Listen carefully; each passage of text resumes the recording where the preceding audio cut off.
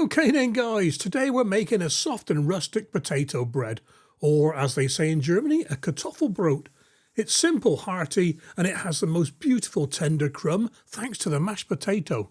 And to make this soup dunking special, we need some potatoes, instant yeast, sugar, vegetable oil, fine salt, some caraway seeds, strong white bread flour, and some nigella seeds to go on top, but they all fell off. As usual, the full recipe will be at the end of the video, and I'll pop the ingredients on the screen top left as we go along. First up then, we need to peel and weigh out 300 grams of potatoes. Cut these into reasonable sized chunks, not too small. If you boil small pieces of potato, they tend to go a bit mushy. So these are all sort of equal size like that. And I don't know what it is, but it's always best to start potatoes off in cold water. So bring them up to the boil and then reduce to a simmer for 15 to 20 minutes, just so they're tender but not falling apart. When the potatoes are cooked, reserve 75 ml of the cooking water. Going to use this and pop the potatoes back into the saucepan to steam dry for a few minutes. This steam drying just removes some of the surface water from the outside of potatoes, makes them even less mushy. And we're going to mash the potatoes. I'm using my potato ricer. I tell you what, I love this bit of kit. It makes mashing potatoes so easy. You can use a traditional masher, but with this there is no risk of lumps whatsoever. Stir in 1 tablespoon of vegetable oil and set it aside to cool down.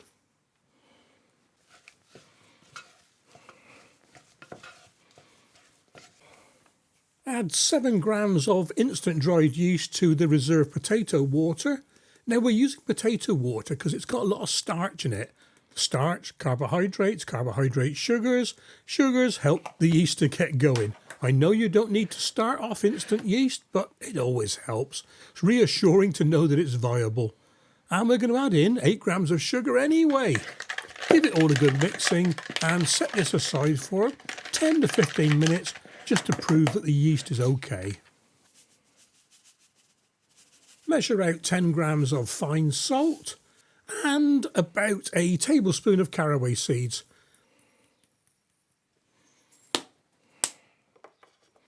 And we're going to lightly crush these together in a pestle and mortar.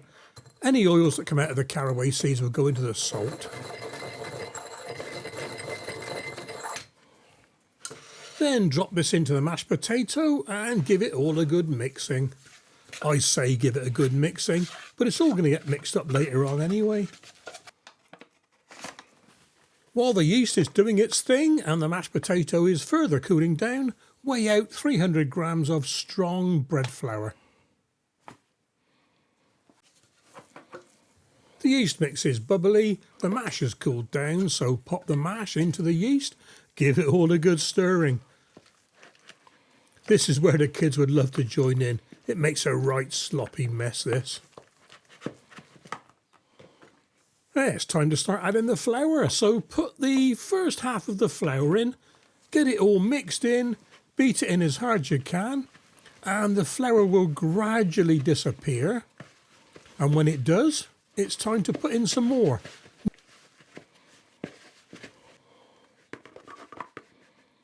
Another load of flour goes in, but not all of it. I saved some for later on to mix on the table. You'll see what I mean in a second.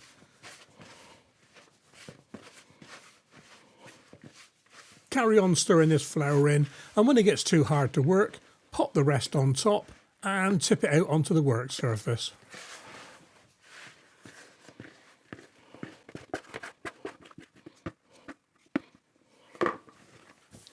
Time to get in there with your hands. Look how dry it is. Do not, I repeat, do not be tempted to add any more moisture. It looks so dry you think, oh my word, what have I done here? It's like a scone, it's horrible.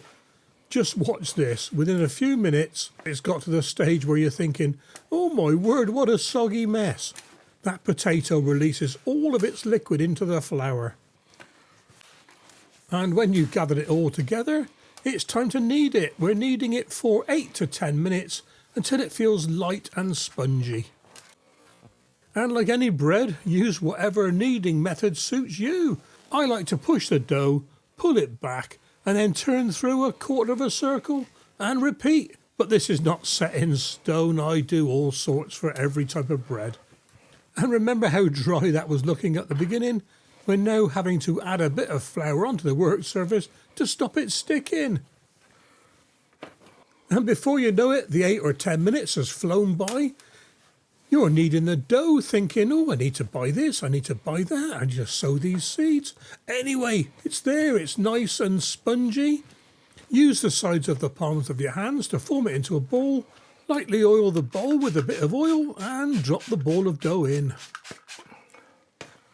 Cover the bowl with a piece of cling film, a damp towel, or in my case, a shower cap.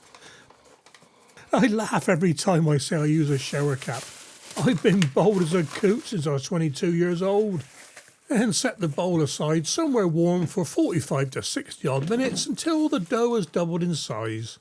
As usual, I use my dough proofing box, and there's a card to that, the top right of the screen now. Tip the dough out onto a floured work surface. And in a few seconds' time, I realised I didn't have enough flour on my work surface. Punch the gas out of the dough and look at that, it was sticking to the work surface. Remember this dough at the beginning? It was so dry, look at it now. Not a problem, life is all about recovering from disasters. So I put a load more flour onto the work surface and I formed the dough into a rectangle. Try not to push too hard, more pushing down than pushing out. Fold the top to the bottom to the top, and then crimp the crease a bit like a pasty, tucking the edges in the side, even more like a Cornish pasty, for which I've got a good video actually. Card at the top right again.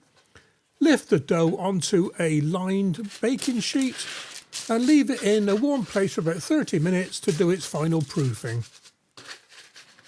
And while it's proofing, preheat your oven to 200 Celsius. That's for a fan oven. When the proofing time is finished, score down the centre of the, what I'm now going to call the pasty crease. I'm using a razor blade for this. Scatter some nigella seeds over the surface of the dough. Now, I probably won't do this next time. It didn't bring anything to the show. It could have, if they'd have stayed on the bread, but you'll see in a minute. I put a couple of ice cubes on the tray to help with the oven spring, and then pop the tray into the oven for 35 minutes until the bread is golden brown and it sounds hollow on the bottom as usual.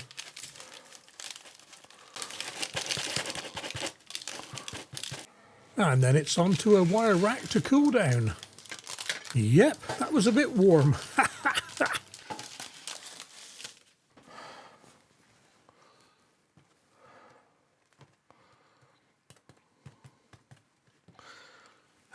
Okay then guys, let's have a look at this bad boy, eh?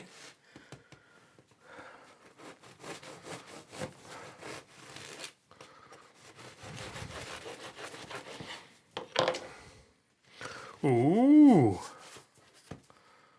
that looks good, doesn't it?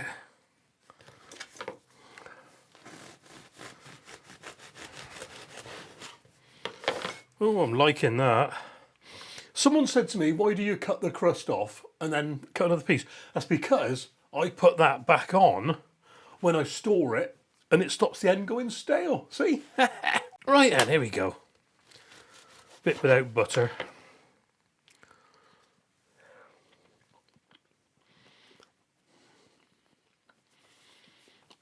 Oh, I'm liking that.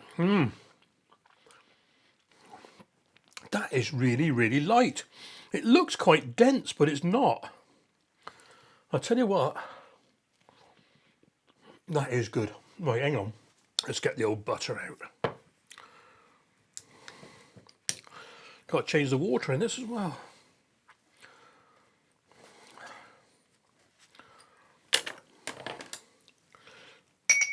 Do that in a minute.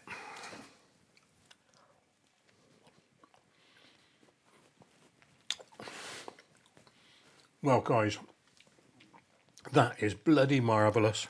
I tell you, it really is nice. Maybe the Nigella seeds didn't stick very well, but it looks all right, doesn't it? Cool. Yeah. And that will go perfectly with the soup I've got planned for tomorrow.